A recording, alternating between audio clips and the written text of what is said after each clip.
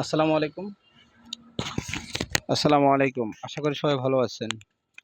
আজ আমি কথা বলবো আপনাদের সাথে যে কিভাবে নিজেই পেয়ারা গাছ উৎপাদন করে বীজ থেকে পেয়ারা গাছ উৎপাদন করে সহজে চারা করতে পারবেন এবং সে চারা থেকে সুস্বাদু বড় বড় পেয়ারা আপনি খেতে পারবেন। আমি এখানে ৩টা পেয়ারা গাছ আছে, দেখুন অত্যন্ত জোফালো। এই দেখুন, একটা, দুইটা, তিনটা, এখানে ৩টা পেয়ারা গাছ আছে। পরিবেগে রাখা হয়েছে, এই পলিব্যাগে রাখা হয়েছে, দেখেন এই পলিব্যাগে রাখা হয়েছে।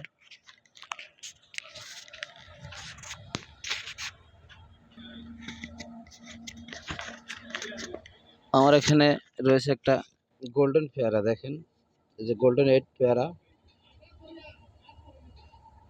অত্যন্ত সুন্দর একটি পেয়ারা। এই পেয়ারা খেয়ে আমরা অতি সহজে একটা চারা তৈরি করতে পারি।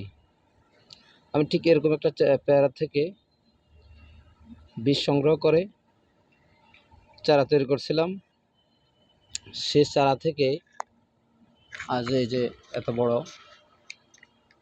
পেয়ারা গাছ হয়ে গেছে, মাত্র 4 মাসে এতটুকু হয়ে গেছে। আপনি একটা পেয়ারা নেবেন, এই পেয়ারাটা খাবেন, খাওয়ার সময় ভিতর থেকে যে বীজ আছে বীজগুলা আপনি সংগ্রহ করবেন।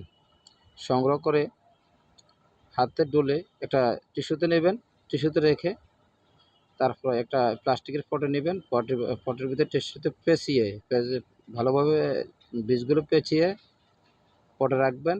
তারপর হালকা পানি ছিটা দেবেন, হালকা হালকা পানি যেন না জমে, একটু করে ভিজে তারপর একটা আটকে পটটা নিরাপদ স্থানে রেখে দেবেন। 10-12 দিন পরে দেখবেন এখান থেকে বীজ গজিয়ে গেছে। তারপর আপনি এই ছোট পটের ভিতরে অথবা পলিব্যাগের ভিতরে মাটি তৈরি করে এই ধরনের ছোট যে ইয়েগুলো আছে, কাপগুলো আছে, এগুলোর ভিতরে মাটি তৈরি করে আপনি বীজগুলো দিয়ে দেবেন। চারা হয়ে গেলে মাসখানেক পরে এভাবে বড় পলিব্যাগে ট্রান্সফার করে দেবেন। তাতে ধীরে ধীরে 3-4 মাস পরে দেখবেন আপনি এরকম একটা পেয়ারা গাছ পেয়ে গেছেন। আপনি নার্সারি থেকে পেয়ারা গাছ কিনা লাগবে না, আপনাকে উচ্চ মূল্যে পেয়ারা কিনে খেতে হবে না। আর পেয়ারা গাছ 2 বছরে বীজ থেকে চারা করলে ফলন চলে আসে। একটু সঠিক যত্ন নিতে হবে, তাহলে আপনি সঠিকভাবে অতি দ্রুত পেয়ারা খেতে পারবেন। আজ এই পর্যন্ত, অন্য সময় অন্য কিছু নিয়ে কথা হবে। সবসময় স্বপ্ন এগ্রোর পাশে থাকুন। স্বপ্ন এগ্রো ইউটিউব চ্যানেলটি সাবস্ক্রাইব করে লাইক, কমেন্টস, শেয়ার করুন। ভালো থাকবেন, ধন্যবাদ।